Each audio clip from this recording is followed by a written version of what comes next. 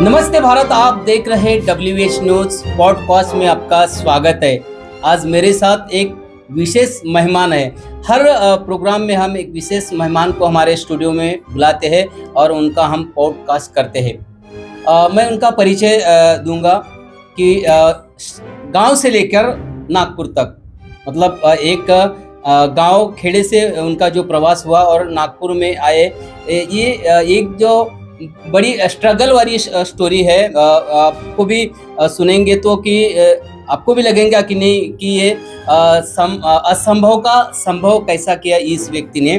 पेशे से वो कलाकार है और खास करके मैं बताऊंगा पेंटिंग। एक ज़माना था पेंटिंग का, जो खुद साइन बोर्ड्स वगैरह और जो पोर्ट्रेट वगैरह बनाया करते थे, उस वक़्त का ज़माना था। और उस समय से जो है इन्होंने अपने काम की शुरुआत की। परिचय दूंगा मैं, मेरे साथ में गणेश पाटिल है। गणेश पाटिल एक बहुत बड़े कलाकार भी है और ख़ास करके मैं बताऊंगा दूसरा परिचय उनका, वो फिल्म निर्माता भी है। उनकी एक फिल्म भी आई है, तू तिथे असावी, मराठी फिल्म उन्होंने बनाई है और वो अच्छी खासी मराठी फिल्म भी चली है। आप अभी भी यूट्यूब पे जाके उनको सर्च कर सकते हैं, तू तिथे असावी। गणेश पाटिल सर, आपका WH न्यूज के पॉडकास्ट में स्वागत है। धन्यवाद। सबसे तो ये आप पहले बताइए हमारे दर्शकों को कि एक छोटा सा गांव वर्धा जिले के आरवी तहसील में आपका गांव है, वहाँ से आपने शुरुआत की और आप नागपुर में आए। कैसी शुरुआत हुई आपके जीवन की? देखिए, मेरा जो गांव है एक वर्धा जिले के अंतर्गत आरवी तालुका, तो एक वाठोड़ा करके एक गांव है, तो वहाँ मेरा जन्म हुआ। उसके बाद जो भी यानी 10वीं तक का जो शिक्षा एजुकेशन है, हाँ, शिक्षा वहीं पे हो गई। उसके बाद मैं 11वीं और 12वीं जो किया वहाँ वो आरवी में पढ़ाई किया। उसके बाद मैं आया नागपुर में साधारणतः 94 या 95। अच्छा। तो मतलब आपकी जो पढ़ाई है हुई है वो जो गांव में हुई है? हाँ जी। तो उसके बाद का जो सफ़र रहा, मैं आया नागपुर शहर में। अच्छा। तो जब आया तो कुछ लेकर तो नहीं आया, खाली आता है, खाली हाथ आया और एक अपने 2 जोड़ी कपड़े और कुछ 100-200 रुपए मैं लेकर आया। और आने के बाद एक मेडिकल चौक में एक मेंढे पेंटर इनकी दुकान थी। अच्छा। पेंटिंग की। तो वहाँ मैं गया, कुछ वो हमारे गांव से कुछ परिचित थे, तो मैं उस माध्यम से गया। तो जाने के बाद तो पेंटिंग का शौक तो था ही पहले से ही, लेकिन मैं परिपूर्ण नहीं था। तो उनके पास मैं कुछ यानी काम मांगने के लिए गया और मतलब यानी रहने की भी व्यवस्था नहीं थी, तो वही वो दुकान के अंदर मैं वहाँ रहने लगा। अच्छा। और वही आजू बाजू में एक मतलब मेरा झुनका भाकर केंद्र था, वहाँ से वो झुनका भाकर लेना और खाना और रहना। तो ऐसा करते करते 1 साल वहाँ मैंने वो निकाला अच्छे से, और उनका काम करते रहा। पेंटिंग का जो भी है, साइन बोर्ड है, गाड़ियों की नंबर प्लेट है, वहाँ का झाड़ू है, वो भी दुकान की साफ सफाई है, ये सब चीजें मतलब मैंने करता रहा। उतना पैसा भी नहीं मिलता होगा? हाँ, तो पैसा भी नहीं मिलता था, जो भी है 20 रुपए 10 रुपए ऐसे, हाँ, सीख रहा था। लेकिन उसके बाद ये हुआ कि मेरा नंबर लग गया ITI में। अच्छा। हाँ, पेंटर ट्रेड के लिए। अरे वाह। तो वहाँ से मैं पेंटर ट्रेड के लिए ज्वाइन हुआ। तो वहाँ से 7 से 3 मैं कॉलेज करता था और उसके बाद वहाँ जाकर मैं करते थे पेंटिंग, काम करता था। और वहाँ से जो भी पैसे मिलते थे तो वो अपना कॉलेज का खर्चा निकलता था। फिर पेंटिंग का कोर्स ITI होने के बाद वहाँ पे चित्रकला महाविद्यालय में भी मेरी एडमिशन हो गई। तो वहाँ मैंने चित्रकला महाविद्यालय में फाउंडेशन किया। और उसके बाद जो सफर ऐसा शुरू हुआ, उसके पहले का जो है बहुत सारा ऐसी संघर्षमय जीवन था। अभी उसको बताने के लिए बहुत सारा समय लगेगा, तो लेकिन जो भी चीज है जो करना था जिंदगी में, बहुत हौसला और हाँ, जिद बिल्कुल, लेके, जिद लेके। वो जीत से मुझे करना था और उस मुझे सफर तक पहुंचना था। आपने एक पेंटिंग की दुकान भी लगाई थी हाँ, हिंगना रोड पे। तो उसके बाद क्या हुआ कि मेरा चित्रकला महाविद्यालय से मेरा कॉलेज होने के बाद मैंने एक हिंगना रोड पे गणेश आर्ट्स करके गणेश आर्ट एक मैंने पेंटिंग की दुकान चालू किया, जो मेरी मतलब मैंने खुद की थी। उसके बदौलत जो भी मैं करता रहा, तो थोड़ा बहुत अपना एक मतलब घर लिया और 2004 में अच्छा मतलब मैंने खासा एक घर भी हो गया और मेरी 2002 में शादी हो गई। तो शादी के बाद का जो सफर है, उसके बाद भी संघर्ष जो है आदमी के पीछे लगा हुआ रहता है, बिल्कुल, बिल्कुल, तो वो कोई खत्म नहीं होता है। उसके बाद 2 बच्चे भी हो गए। तो उसके बाद मैं जो आया, तो मैं आया प्रॉपर्टी लाइन में। वो प्रॉपर्टी मुझे लगा कि यार इतना संघर्ष करने के बाद, इतनी मेहनत करने के बाद रात दिन मतलब मैंने बड़े बड़े होर्डिंग रहते थे, आपको भी मालूम है, उस वक्त आप भी पेंटिंग का काम करते थे। हाँ, तो इतने बड़े होर्डिंग के ऊपर चढ़ना, बांस के ऊपर खड़ा रह के पेंटिंग करना इतनी धूप में, लेकिन उस वक्त की वो जरूरत थी। बिल्कुल। लेकिन मन में एक ऐसी इच्छा थी कि यार कुछ ना तो कुछ ऐसा जिंदगी में करना है, और कुछ बड़ा बनना है। तो वो हौसला रख के जो भी किया, मैं बोला नहीं, अभी कुछ अच्छा काम करते हैं जिसमें हमें 2 पैसे अच्छे मिले और अच्छी जो जिंदगी है खुद के लिए, अपने बच्चों के लिए, बीवी के लिए, अपने परिवार के लिए अच्छी मैं दे सकूं। तो मैंने प्रॉपर्टी कंसल्टेंसी का बिजनेस शुरू में स्टार्ट किया। तो कंसल्टेंसी बेस में किसी को प्रॉपर्टी देना, लेना, बेचना, तो उसमें जो भी कमीशन मिलता था उसके बदौलत मैंने जो भी है अपनी प्रॉपर्टीज बनाए, सब चीजें किया, ऑफिस किया, सब किया। फिर बाद में खुद भी मैं कंस्ट्रक्शन लाइन में आया, खुद मतलब मैंने डुप्लेक्स और हाउसेस। तो उसके बाद में पेंटिंग की लाइन आपने बंद कर दी? हाँ, तो वो 2004 में मैंने ब्रश बिल्कुल डाल दिया। उसके बाद कभी पकड़ा ही नहीं ब्रश, क्योंकि प्रॉपर्टी लाइन में मजा भी आ रहा था। हाँ, पैसे भी अच्छे मिल रहे थे और लोगों से मतलब मिलने का मतलब तरीका स्टैंडर्ड मतलब लाइफ भी अलग तरीके की हो गई थी। तो बहुत सारी चीजें हैं ये ऐसी होती रही मतलब जीवन में। तो इसके लिए ऐसा नहीं कि इसके लिए जो मतलब मैंने मेहनत है, मेहनत तो बहुत सारी ऐसी करना पड़ी सर, क्योंकि इतने आसानी से नहीं हुआ। क्योंकि लोगों को क्या होता है कि सिर्फ मतलब मैंने तरक्की दिखती है, लोगों को जो है सिर्फ तरक्की दिखती है, उसके पीछे की मेहनत कभी किसी को दिखती नहीं है। नहीं पटेल साहब, ठीक है, आपने बहुत सारी मेहनत की है। तो आप जैसा प्रॉपर्टी का भी काम किए, आपको फिल्म निर्माता बनने का कहाँ से ये हाँ, ये अपने फिल्म भी बनाना चाहिए और एक बड़े पर्दे पे एक अपना नाम होना चाहिए, ये कहाँ से आपको सोचा ये?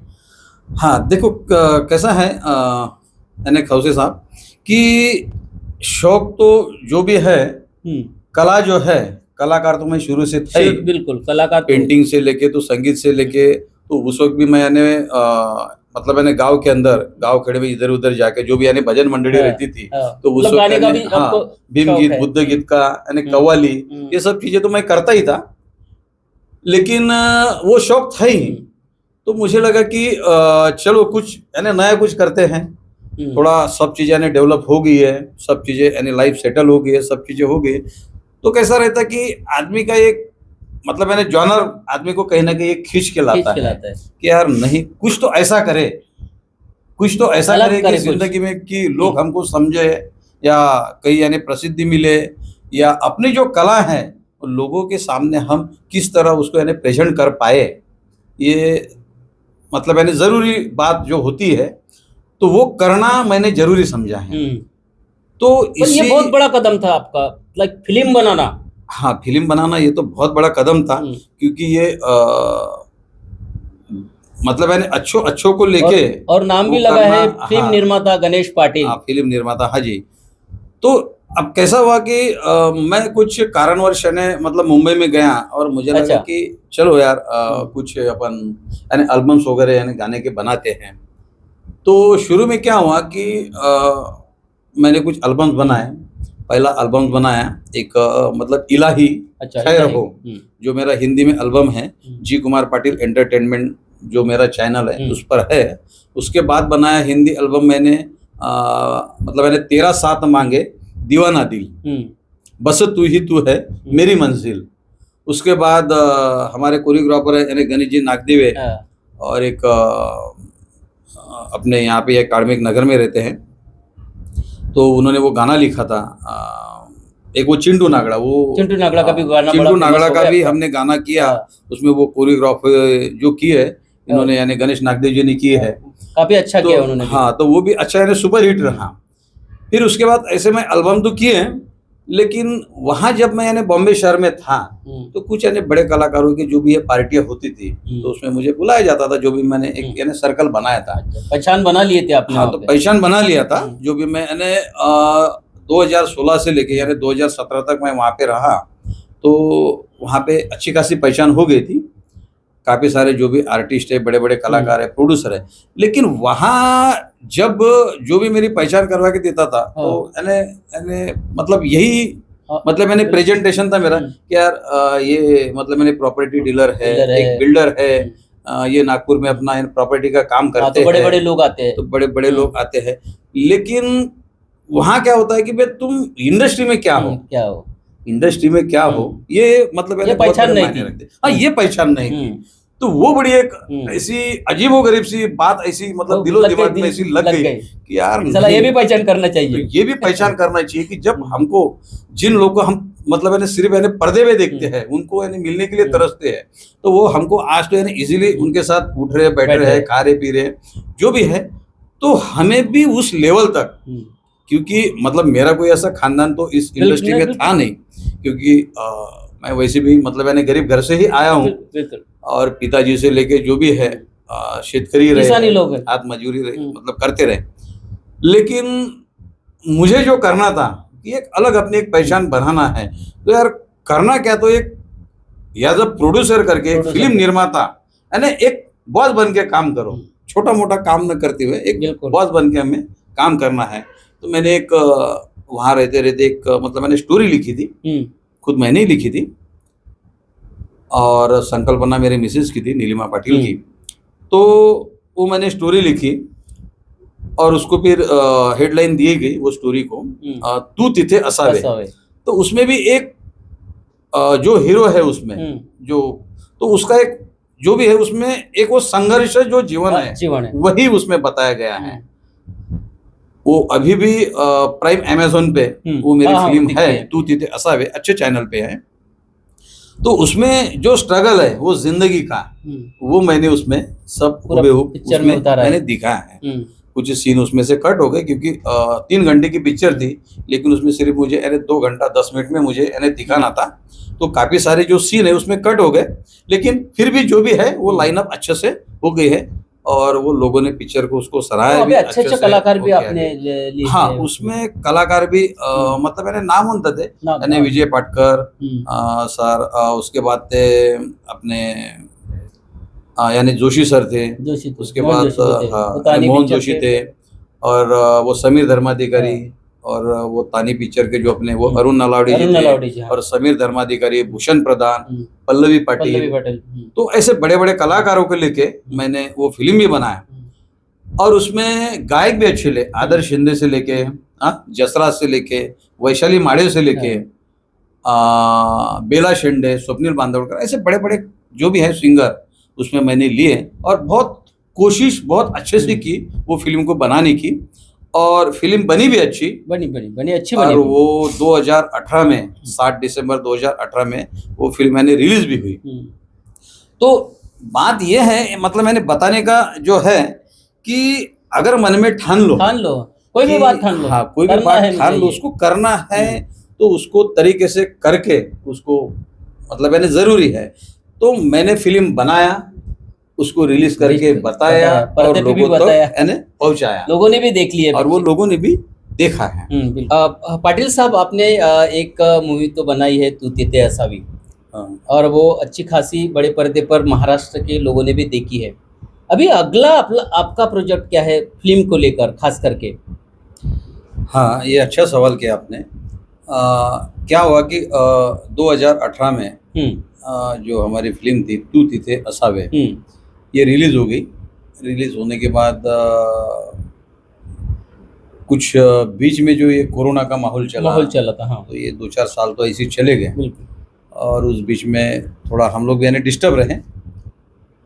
उसके बाद अभी कुछ समय के बाद फिर से अच्छा, कुछ करने का मतलब अवसर मिला है। तो एक 2 फिल्म का हमारा चल रहा है। अच्छा। एक बोको एक परंपरा जो मेड़घाट में शूट होने वाली है और एक अभी जस्ट हमने एक पोस्टर भी लॉन्च किया था मौज मस्ती का। अच्छा, तो अभी उसको हिंदी में हम लोग का हमारा प्रस्ताव है। अच्छा, अभी मराठी के बाद आप हिंदी की तरफ में आएंगे? हिंदी की तरफ जाना है क्योंकि बताइए। क्या होता है कि महाराष्ट्र के अंदर क्या हो रहा है कि मराठी पिक्चर की थोड़ा रिकवरी नहीं हो पा रही है क्योंकि यहाँ जो है जो लोग हैं महाराष्ट्र के अंदर मराठी पूरे इधर उधर से आए हुए हैं। जो भी मैं आपको इंटरव्यू इसलिए देना चाह रहा हूँ जो हिंदी में मैं आपको देना चाह रहा हूँ। अच्छा अच्छा, हाँ बिल्कुल। तो ये सभी तक मतलब इंटरव्यू ये हाँ। पहुंचना चाहिए और ये लैंग्वेज को समझ पाए क्योंकि यहाँ पे सभी लोग हैं, यूपी के हैं, महाराष्ट्र में पूरे देश के लोग रहते हैं, पूरे देश के लोग हैं महाराष्ट्र में। तो मतलब यानी अलग अलग यानी राज्यों से यहाँ आए हुए हैं। तो हिंदी जो भाषा है इसका यानी बड़ा मुआफ है। बिल्कुल। अगर हम फिल्म बनाते भी हैं तो मुझे क्या हुआ था कि जब मैंने तू तिथे असावे रिलीज किया था तो मुझे 350 यानी थिएटर मिलने वाले थे। लेकिन उस वक्त मतलब बाकी फिल्मों के कारण सिर्फ मुझे सिर्फ 90 शोज मिले। अच्छा। तो उस वक्त क्या हुआ कि मेरी कोई मतलब रिकवरी नहीं हो पाई फिल्म की। तो मैंने उसी दिन सोच लिया कि यार चलो ठीक है मराठी में फिल्म बनाना चाहिए क्योंकि अपनी मातृभाषा है, अपनी भाषा है, लेकिन ये बाकी लोगों तो भी यानी पहुंचना चाहिए। तो हिंदी कैसी एक मतलब सरल भाषा है कि मतलब मैंने सभी लोगों को यानी गांव खेड़े से लेकर सभी लोगों को समझ। मराठी का बजट और हिंदी का बजट में बहुत फर्क पड़ता है। हाँ, मराठी का बजट और हिंदी का बजट में बहुत सारा डिफरेंट है। अब उसमें क्या होता है कि मराठी कलाकार का थोड़ा बजट कम होता है, लेकिन मराठी कलाकार को लेके हम यानी मतलब हिंदी में करें तो वो बजट थोड़ा कम ज्यादा होके वो हो सकता है। अगर हम मैंने बड़े पैमाने पे मतलब मैंने बड़े एक्टर ले तो उसका बजट 100 करोड़ 200 करोड़ 300 करोड़ ऐसा जाता है। तो हमें बजट को लेकर भी हमको यानी ध्यान देना है क्योंकि हमारे साथ जो भी है कुछ यानी प्रोड्यूसर यानी जुड़े रहते हैं, कुछ फाइनेंसर जुड़े रहते हैं अपने बैनर के नीचे, तो उनको भी लेके हमको काम करना पड़ता है। कुछ यानी स्थायी कलाकार को चांस देना पड़ता है कि अपने नागपुर के है, मुंबई के है, इधर मतलब जो यानी महाराष्ट्र भर से जो कलाकार है तो उनको भी अपने को प्रेजेंट करना पड़ता है। तो जितना कम बजट में अच्छी हम चीज़ दे पाए लोगों तक, अच्छा सब्जेक्ट, अच्छी फिल्म, अच्छा उसका मतलब यानी क्लियरिफिकेशन, अच्छी डबिंग, अच्छा उसका मतलब यानी कलर कॉम्बिनेशन, अच्छी फोटोग्राफी, अच्छा वो शूट हो, ये हम देने का पूरी मतलब यानी कोशिश करते हैं। तो मतलब अभी जो कहने का मतलब है कि थोड़ा हम यानी हिंदी की ओर जाना चाहते हैं। हिंदी की ओर वेब सीरीज अभी बड़ी सोच है। अभी हाँ, अभी बड़ी सोच है, अभी बड़ी सोच है क्योंकि कहना है कि भैया चाहे समय कुछ भी हो, चाहे समय कुछ भी हो, एक बड़े मतलब मैंने शायर ने कहा है कि उम्र को यानी जिंदा रखना है, उम्र को जिंदा रखना है तो शौक जिंदा रखिए। क्या बात है। उम्र को यानी जिंदा रखना है या उम्र को बरकरार रखना है तो शौक जिंदा रखिए। घुटने चले या न चले, घुटने चले या न चले, दिल यानी जवान रखना चाहिए। क्या बात बोले आप इसीलिए सिंगर भी हो, आपके एल्बम भी निकले हैं। तो हाँ, सिंगर भी हूँ मैं, तो थोड़ा सा गाता हूँ।